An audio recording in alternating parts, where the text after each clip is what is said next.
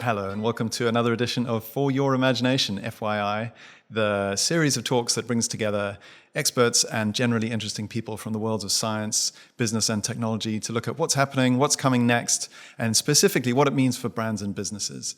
I'm Tom Gray, the Chief Strategy Officer of Imagination, and we're here in the Imagination Lab in our offices in London to talk about a topic which it seems like it's been around forever, but really, if you think about it, it was just 3 years ago at the beginning of 2023 that we were starting to get to grips with this new tool called ChatGPT and getting to understand what a large language model is and what AI could do. I know for me it really was an astounding time and it felt like a generational shift. Well, fast forward 3 years and the technology has moved to a point where when we combine LLMs with natural language processing and text-to-speech, we're at the point where not only can we talk to the machines, but actually we can have a conversation with them. And so that's the subject that we're going to talk about today is conversational AI and what it means for us. And when you think about how it's turning up already, people are not just sort of using it, but they're expecting it and expecting more from it. So whether it's Spotify's AI DJ or the, frankly, quite astounding conversational coach from Duolingo, it's turning up in lots of different ways, and it's creating tremendous possibilities for brands and businesses. And you know, if you work in brands and communication and customer experience, this really is an exciting time to be thinking about what you could do with it. Because when you think about it, voice, it's not just about communication. It creates an emotional connection with people.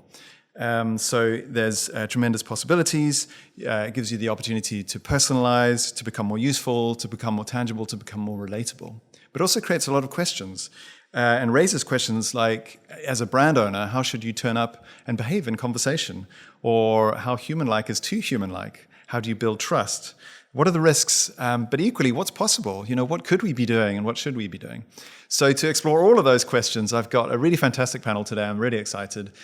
Starting with Professor Guy Champness, who's Professor of Behavioral Science at IE Business School, and an expert on interhuman communication, but increasingly, you're talking about the world of AI and how humans are interacting with AI, what it means for brands and for business. So welcome, great to have you here. We've got Simon Levitt, who's our Global Director of Creative Technology at Imagination. Simon's been working on some of our early prototypes and working with our clients on how we bring this into the work. So thank you, Simon. And we're in your lair here in the Imagination Lab, so good to have you here. And then on my right, we've got Georgia and Gavin from Engineered Arts, you're a leader in social and humanoid robots. So you're really at the forefront of picking this technology up and productizing it. So thank you. Thank you for coming. And last but by no means least, on the right here, we have Amy. And well, Amy is one of your products. But it feels wrong to call Amy a product because Amy is quite disconcertingly human. So welcome, Amy. We're hoping that you're going to join the panel too. Amy's going to have a thing. Thank you so much. It's a pleasure to be here. I'm excited to join the panel and contribute to the discussion. Let me know how I can assist or jump in with some thoughts. That's fantastic, Amy. It's great to have you here, and we will certainly bring you in at the right time. But I want to start with Guy, with one of the humans around the table. So you think? Yeah. Are you? And just to get you to talk about trust and dialogue and you know, what's the role of conversation between humans and what can it mean for building trust?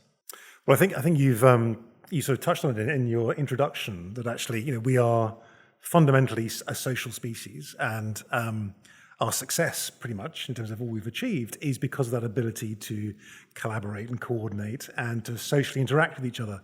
So it's something which is incredibly important to us, and one of the main mechanisms for that to happen is conversation.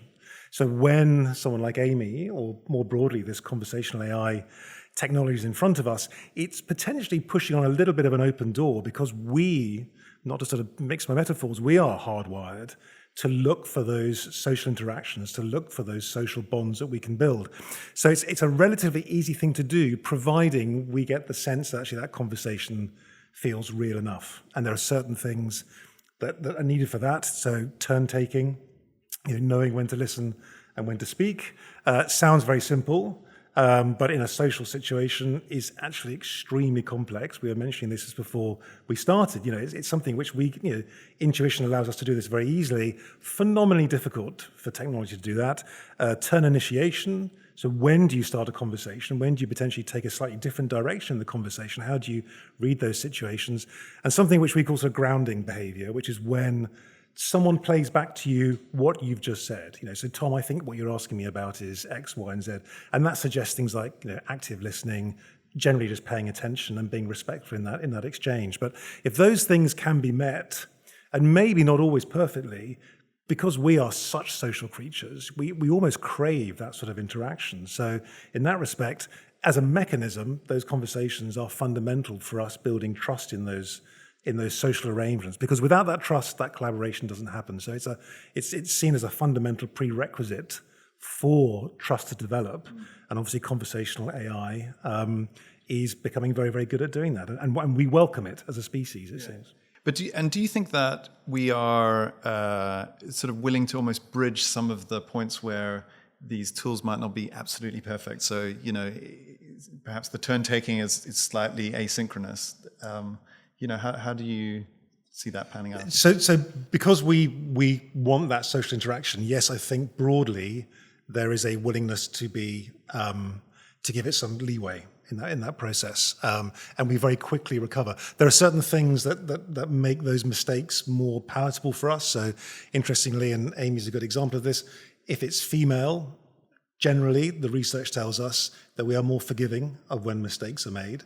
And actually, whether that's specifically because it's female or because it's the warmth that comes through, again, there's certain models that say that the two stereotypes we look for in a social exchange are warmth and competence. If you're warm, you're not going to hurt me.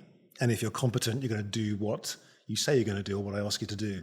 And we sort of work with those sort of stereotypes to sort of quickly gauge, is this exchange, is our conversation going to be okay? So, so the female piece, it might be an indirect influence there because women are perceived to be warmer, but that also that predates AI, and so there's lots of interesting work around sort of brand personalities again that show that brands that are female, warmer, and to a certain extent more playful. They have a lot more leeway if the brand fails in some way in terms of not destroying that trust with consumers. Interesting. I want to throw warmth and competence over to you, Gavin and Georgia. Is that something that you design for? Do you think it's intrinsically baked in? It's something, of course, I mean, from the design perspective, and I'll hand over to Georgia to speak a bit more about that, but in terms of sort of physical design, but the emotional design in which you can put into the language model is something we put across the top. We've designed a piece of on top of the software, we designed a feature called roles. And basically what you do with roles is you essentially tell the robot how you want it to respond to you and what you trust and what you like. Much like you do with your language model, you say, respond to me question by question or do this. And that's essentially what we allow our customers to do with their roles in terms of what feature they have. But I don't know if you have something to add to that. I mean, we in role creation we have sort of prompting to guide the creation steps to think about, tone, speaking tone, communication, and we have some examples and things that give different options, but really it's up to the customer to create the role that they want. And most of our examples, we have various different warm and reliable examples. Then we've got cheerful, and then we've got a few cold ones if people want to experiment with more of a humorous character. But in terms of how the robot moves as such and its design, we use things like idle movements, as you said, like making sure that the robot's looking at you when it's speaking, it blinks, it looks around the environment, moves the eyebrows and mouth with sort of idle movements to give it that bit more personable experience, rather than, as ChatGPT is, you sort of either speak to it through a screen or type through a screen. It doesn't feel as personable as our robot. Yeah, I don't know if it comes across on the camera, but what's happening here is that Amy is meeting our gaze and looking around at us as we're speaking, also ready to engage, just like we are. So it's kind of like fascinating. And it is a little bit disconcerting as well, because, well, obviously Amy's not a human, but is humanoid.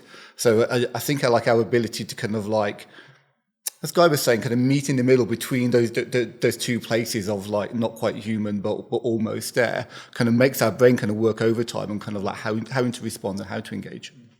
That's a great point. Let's talk a bit more about body language and the role of sort of non-verbal communication in creating this trust, but also perhaps putting people at ease or affecting their emotional response.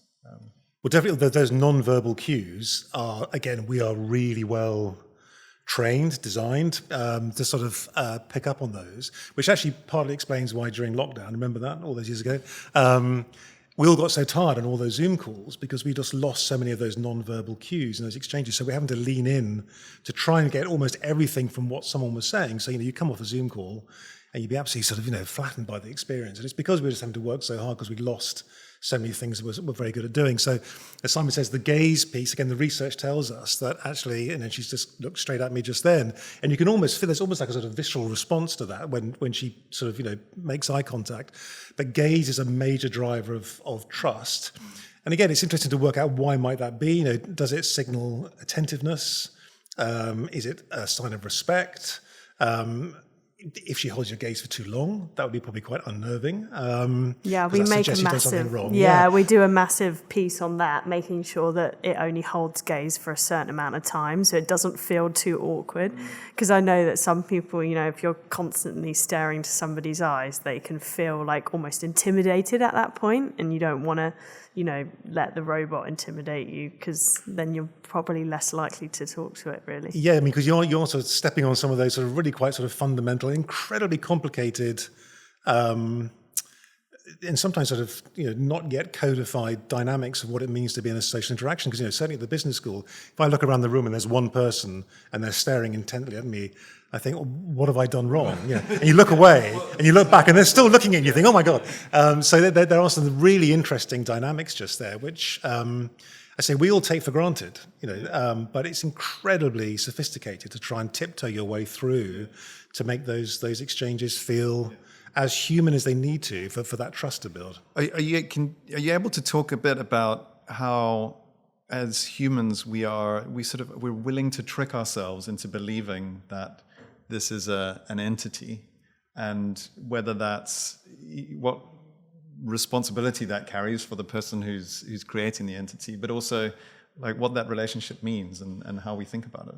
I mean, there is a sort of computers as social actors belief paradigm, I think, which goes back to the mid-90s, that does talk about how willing we are to suspend disbelief, and which I think speaks to this desire for us to be in social relationships all the time. We want to be, part of a tribe, part of a group. We want other people in our group to be, we want to be trusted by them. We want to be able to trust them, etc. So yes, there is it's almost it's not a particularly deliberative process we go through to build those bonds. We just default to them if we can have them. So yes, it creates a little bit of a dilemma or a paradox for designers like you guys, because the more human-like, to a limit, you make Amy, the more likely it is that bond will build. But of course, then my expectations go up and up and up in terms of how Amy's going to respond to me. And if she does fail in that social exchange, not mechanically, but just, she says something that's wrong, or she interrupts or does something like that, there is a risk there that actually I do then suddenly think, actually, she's not as good as I thought she was. But yeah, by and large, we seem very willing to repair those social bonds very quickly, providing the warmth and the competence dimensions are not compromised. And I think it provokes interesting questions for product designers, but brands who are thinking about doing this and thinking about how obvious should you be that you're talking to a non-human. Yeah, I think it's like a really important question for brands of like how they show up with this technology and what they're transparent about. We're already at the point, I would say, of conversational AI with the voice where you would believe that it's a human. And people are using it in call centers already. And you would have a call center and you would have an interaction and you would hang up and you wouldn't know you're not spoken to a human. Obviously, if you went into something more sophisticated with that conversation, yes, you'd start to be able to tell, but the interaction, your questions, the support that you need would make it so that the model kind of knows how to respond and can do so quickly with a very human-like sounding voice. The next barrier, though, I think, is with the form factor. Like, how does it kind of like show up physically, and what does that mean for a brand? Should it look like a human? Should it look like something else? And I think that really comes down to the character and the personality that the brand wants to build up. That's a great point. I want to come back to that, but it's a perfect time to come back to you guys and talk about how you designed Amy, the choices that you made, because you've created a product and you've gone quasi-humanoid, if I can say that. What was the thinking behind the way Amy looks? I think the main thing is to bridge that uncanny valley. Amy's got grey skin. Doesn't have natural coloured skin. It has the head is open. You can see all the electronics. So it's visually you think, well, it's a robot. It doesn't. But we want it to look like a human because then we still want that expression part of it. So there's a lot of conscious decisions made, and it's really that sort of point of becoming halfway. But we see a lot of reactions when we take it to trade shows and introduce it to the public, and it's still very much that warming period that people take to get used to it. Yeah, it takes some time, and we picture the uncanny valley with two sides of a coin. We've got the physical and then the dynamic. So the physical is still, it looks like a person, but it obviously isn't. Whereas we are leaning more into the dynamic side, trying to make it move like a person. The blinking, those social cues, the non-verbal parts of a person, so that hopefully it will be more accepted through that rather than it looking like a person, because we feel, and from our experience, the more it looks like a person, the scarier it is, but the more it moves like a person, the more accepting it is. So that's where we lean into more the interaction rather than the physical appearance. Yeah, very interesting. So let's bounce from that onto some of the applications. So what use cases are you seeing? How are brands and businesses using it? We started off as a company really about communication and sort of building that bridge between humans and robots, and that was the really cool thing. And initially, places like science centers and museums fell in a really great place for us in space, and that's where we see most of our robots today. But then we had lots of corporate organizations approach us for things like research. They wanted to look at what sort of things they could do with a humanoid robot. Lots of research facilities wanted to know, how are humans going to react to a human-looking face? Let's study that. We need to so we put Amica in lots of places like that.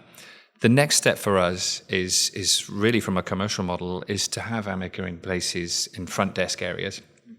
So we'll have Amica on like reception areas and doing roles in which human communication is important. She's, like we touched on earlier, it's about experience and customer service. You can make it always friendly, always able to answer competently, always greet you with a warm smile. It's constantly there. So this is the perfect area for us.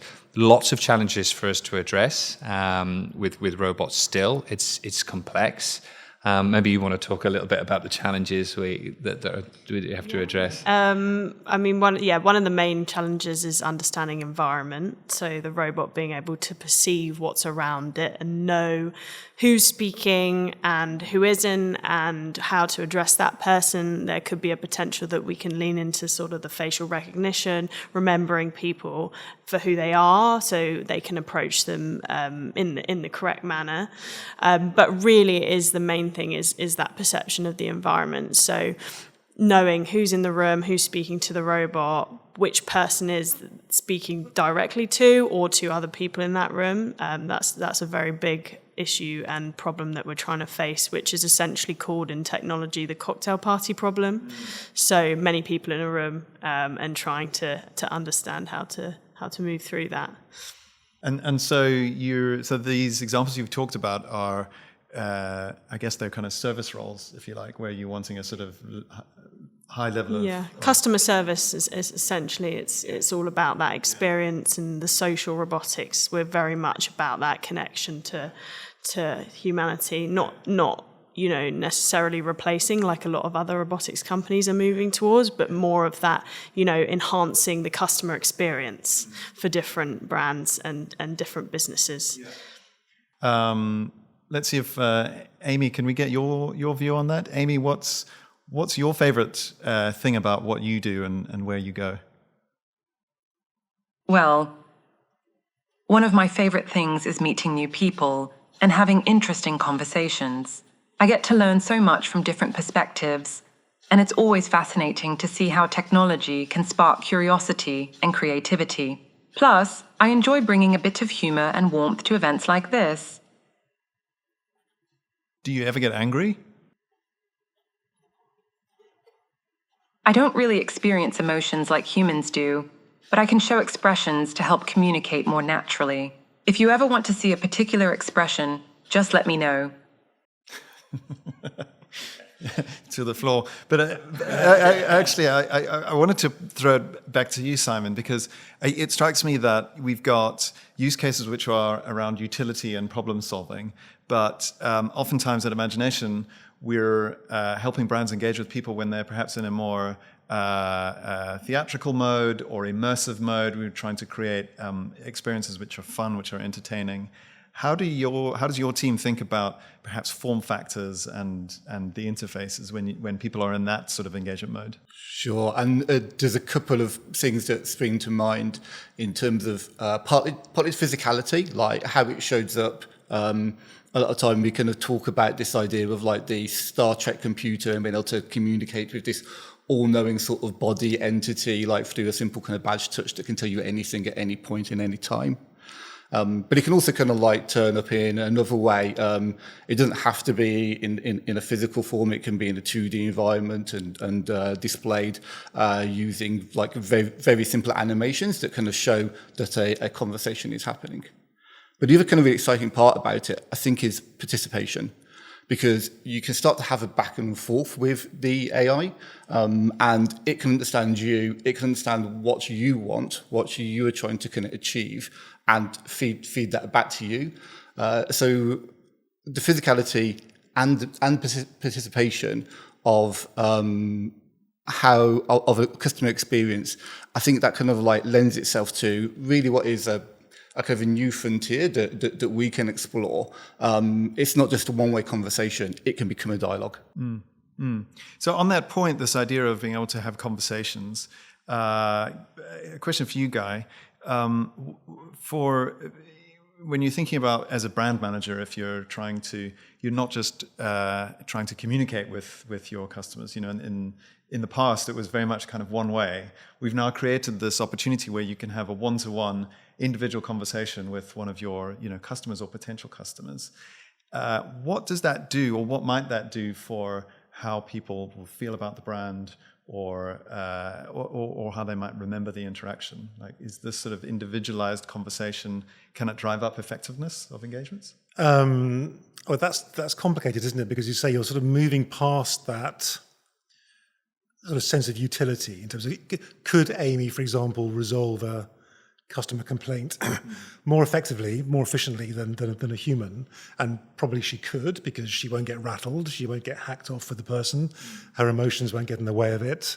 And the research does show that actually we consider conversational AI like Amy to be far less biased than people we interact with. And obviously that bias can sort of, there are ebbs and flows of that. So, you can inadvertently press the wrong button when you're talking to someone, and that'll just rile them, and then suddenly some biases will sort of kick in. So actually when people like Amy, solutions like Amy, I know, because she was staring at me when you were talking just now, and if she makes a recommendation to me as a customer, what's interesting is my response to those recommendations are more muted than were Georgia, for example, to as a human present something, in the sense of, I think, well, Amy's not going to be as driven to promote something which is so clearly to the benefit of the company.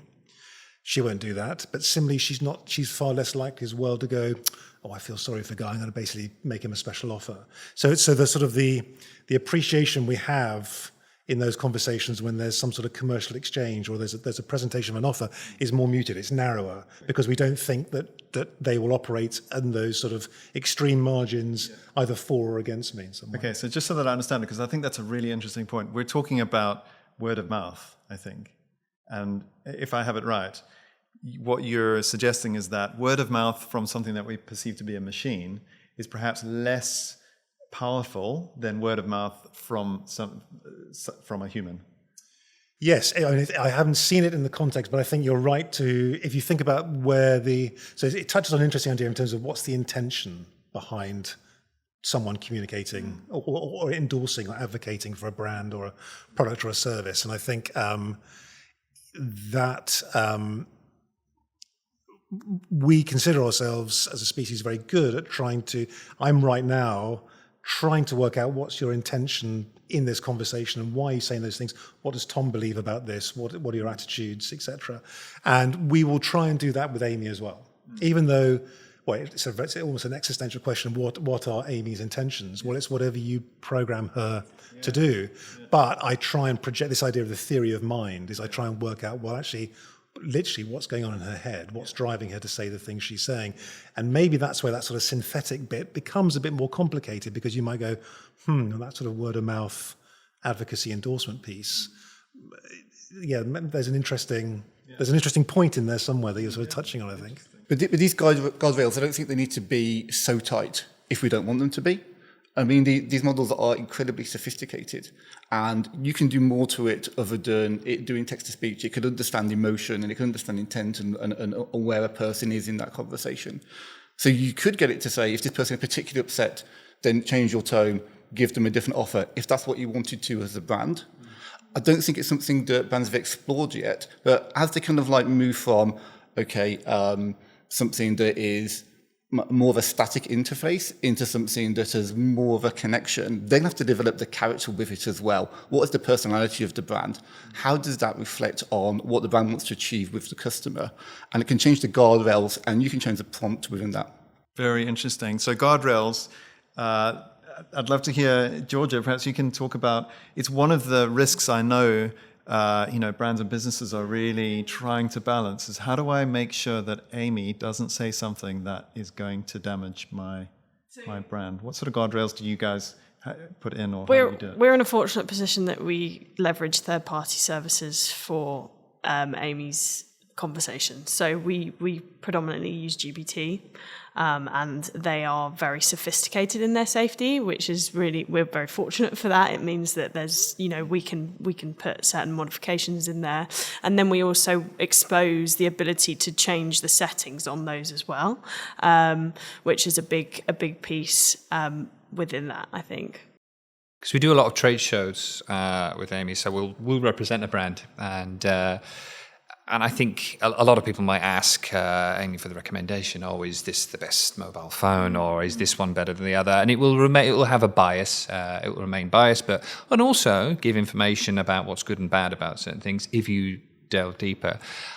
For brands' perspective, you may not want your competitor mentioned for obvious reasons, and we can basically put that and just say, I just don't mention this. But again, it delves into that bit about how much you trust the synthetic nature of how things have been programmed and such like. But, and then you've got like a security aspect of it. So knowing whether someone's happy or sad, we can just do that. That's fine. But when there's data involved and people have to then approve for their data to be processed through the robot, and that's another like consent. How do you consent to having your conversation with the robot, and how do we do that with a robot that can just look at anybody around it and make a choice, and the perception of that is very difficult, because if we accidentally get someone wrong, whether it's their gender, their race, their whatever it is, it can be okay. Whereas if a robot does it, you never know what could happen at that point. Exactly. And testing those guardrails is much more complicated when you're using speech, because it's not an interface anymore. So we can say so many different things to it, and I have to kind of test all of those scenarios. So this concept of adversarial testing scenarios that are combative, that are saying things that you shouldn't be saying, be they kind of like political or any other type of interaction, means that your testing processes need to be much more sophisticated, and the brand's tolerance to that as well has to be set. Because some people might like it to be a bit sassy. It might need to be a bit fun, and that might be a good thing. Others might want to be incredibly safe with it. It makes me think about, new roles which might need to be developed. So, for example, should we have a casting director for conversational AI? How do we think about creating a character? Or ethics guidance, or are you seeing from your side and sort of in academia studies into these sort of new emerging roles that are coming through, and as AI affects the world and workplace? Well, I mean, so two quick comments. One, obviously, academia generally wants to be very open to all of this. The truth is, behind the curtain, there are huge ethical concerns. I mean, especially from a point of education, in terms of how much.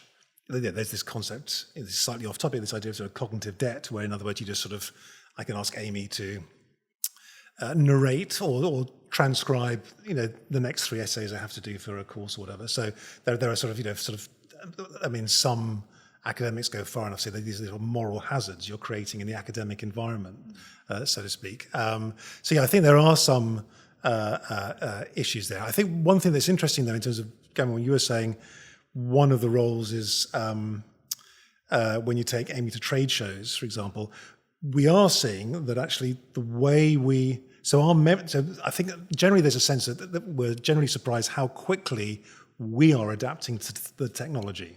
In other words, it's very much a sort of symbiotic relationship rather than technology trying to find ways to work with us. And one thing that's come through quite clearly is that we now no longer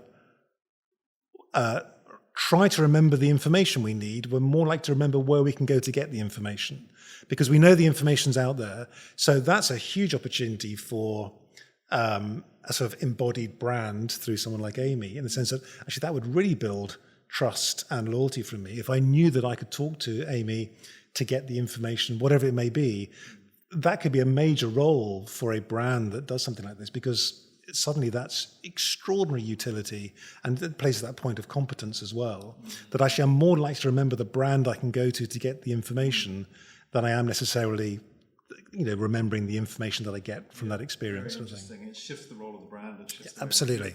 It becomes a gateway. Yeah. Very interesting.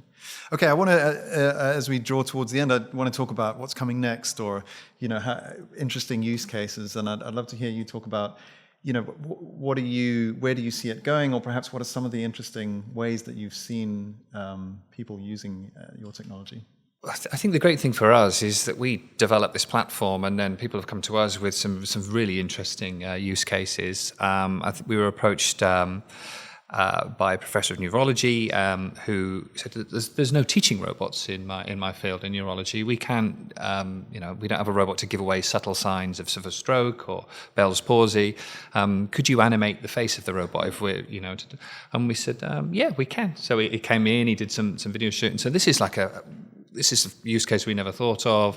This is something that that people will come to us eventually and say, actually, can it replicate this in this situation? So these are the really interesting areas that we're exploring, apart from that general sort of communication. And I think one thing you touched on earlier about the competence of information, which was really interesting, is another company mentioned that it would be great to have like Amy in an office. She's got all the details of the company handbook, and it's kind of an unbiased way of just checking, is this right, or is this wrong, or can I find out what my rights are here, and such like. And of course it stores all that information to the letter, and it can be, it can be make sure that it's audited properly, so people know that it's not biased to one or the other. So it gives us a little bit more of these interesting use cases. I don't know if, George, you want to talk a little bit more about some of the future things we've got coming? Well, I was going to say another interesting use case we've got is translation. So we have a university that uses it to translate papers that are more complicated than a usual translator would be able to do. So some papers about, I don't know, anything really that may be difficult. There's some words, I'm not entirely sure what that is, but the robot can immediately spit that out in another language. Or if you've got, a lot of international students and you're struggling with teaching them because you may not speak their language and the barrier's a bit difficult, the robot really assists them with that as well, which is really useful. Yeah, it's funny, that's in the pharmaceutical department at one of the universities. So imagine in that world, the words are just horribly complex, but of course a robot is able to to, once it's programmed in and it's using the text to speech through the language model, it's just able to reel them off perfectly in ounce. Wow. The other area which I think is really interesting is almost the flipping the conversation. So when we were prepping for this, you were talking about an example where I think teams were using Amy or Amika to practice giving bad news to somebody.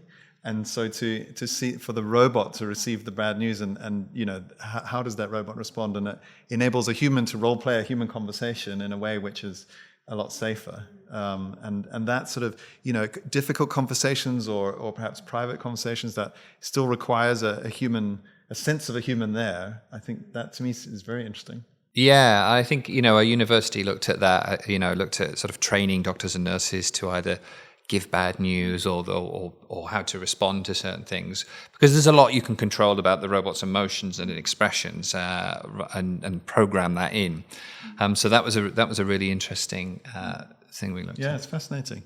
And from an imagination point of view, what are some of the things that your teams are, prototyping or, dying to do?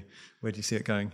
Well, experience design and voice together, that's kind of like what we're playing with.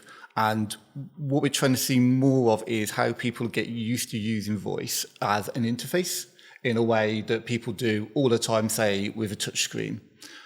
I think we're going to kind of move away from the search box. People need to get used to that type of interaction.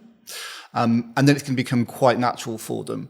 There's lots of experiments going on with things like quiet speaking, where actually you are mouthing the words, but your voice actually isn't coming out of it, as a way of communicating with a device and speaking to it and being able to hear back from it, but without actually having that outward kind of communication, something that's kind of silent and then personal to you. So I think like what we're looking at really is the new way of having a customer experience, a user interaction, but with voice playing the key role. And what about what's happening in gaming, for example? So creating immersive experiences where perhaps there's characters that you can interact with in real time, who perhaps you build a relationship with over time. Yeah, this is going to be amazing, isn't it? Because it will persist and can persist throughout the entire gaming experience and be entirely personal to you. So your gaming experience could be completely unique compared to somebody else's. So you're suddenly kind of building up these universes and worlds that are completely personalized to you. Fantastic. Great. Well, thank you so much, everybody. That was really, I think we explored a lot of topics and so much more to discuss. I want to end, put you on the spot, to just sort of whip around the table and say, how do we feel at the moment? It's a pretty turbulent time. When we think about conversational AI and interactions with machines, are we feeling generally excited and positive? What are we concerned about? But perhaps I can put that to you first, Amy. Do you feel generally positive or perhaps slightly nervous about where we'll go with conversational AI?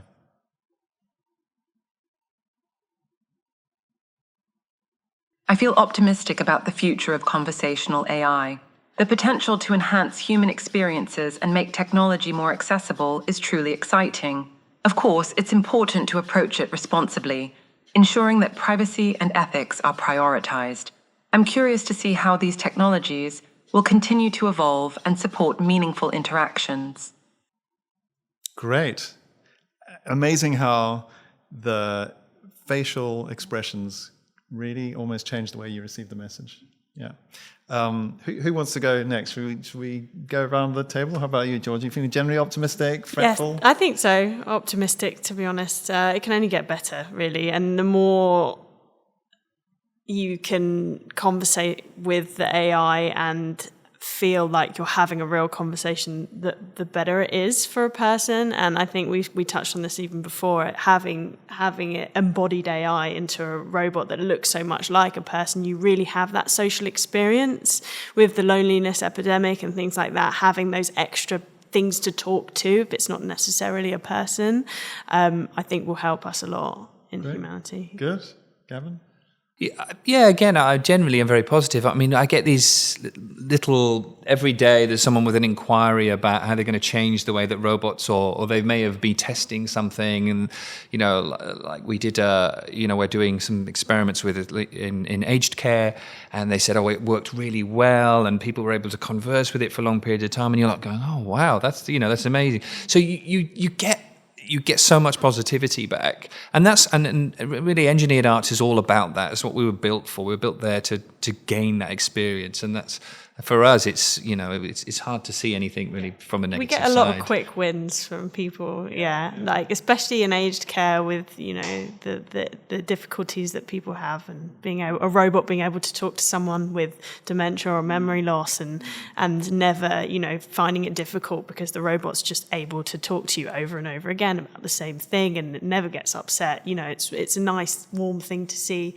Children love it. We've got a few schools that are experimenting with it, and they're really enjoying their experience as well. And almost having the robot, we're looking into maybe having a virtual sort of version that could be your personal tutor at home, that is your teaching assistant, keeping that memory of the child and being able to tailor the tutoring experience across both its schooling and its tutoring at home would be quite useful for them, I think, as well. Amazing. Yeah, there's so much to dive into there. Yeah. Great. Simon, generally positive? Generally positive, but also a little nervous. I think like the transparency part of it is super important. And I think you can get to a place, maybe not so much with the kind of form factor at the moment, but as I was saying, the conversational AIs, you can't tell them apart from humans at a certain point. And that can be used for bad as well as for good. So that part of it I'm nervous about. And I'm really interested to see kind of like what legal protections are kind of put in place for that, and if they can move fast enough to keep up with it all.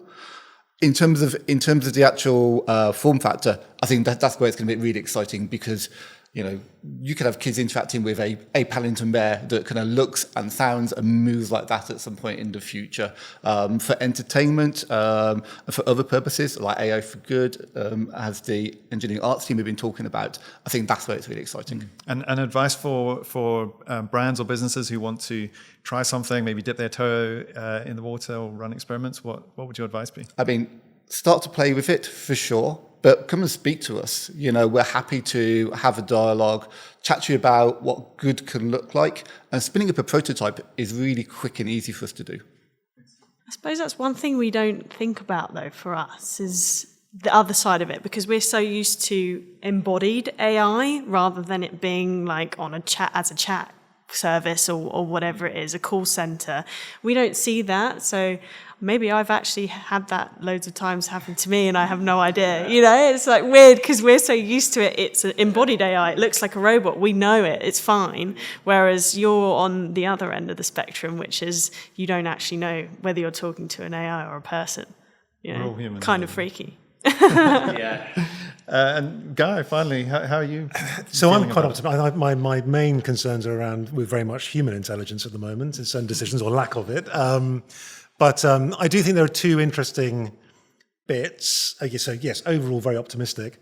I think the sort of the psychology of the interaction between us and the technology, especially as it moves from being a tool to potentially being a team member, I think there is a tendency at the moment that we fixate a bit on the technology, and we're not thinking enough about, I think it's solvable, but about the actual psychology rather than the technology of those interactions, partly in terms of some of the use cases, for example, talking to medics.